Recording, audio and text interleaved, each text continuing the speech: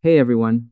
If you want to know which of your business locations or departments is making the most money, you need class tracking.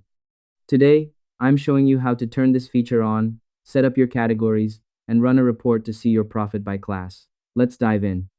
Step 1.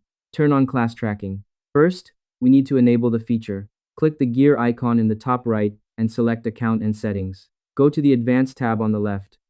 Find the Categories section, click the pencil icon to edit, and toggle Track Classes to on. Make sure Warn Me when a transaction isn't assigned a class is also checked to keep your books clean. Hit Save and then Done. Step 2. Create your classes.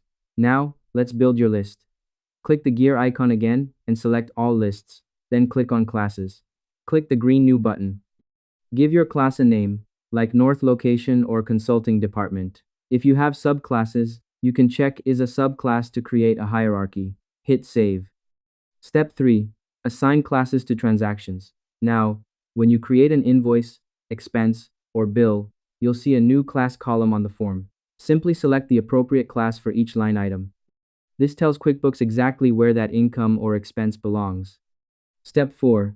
Run a profit and loss by class. This is where the magic happens. Go to the Reports tab on the left. In the search bar, type Profit and Loss by class and select it. You'll now see your revenue and expenses broken down side by department or location. It's the ultimate way to see your business's health at a glance. I hope this helped you out and I see you in the next one.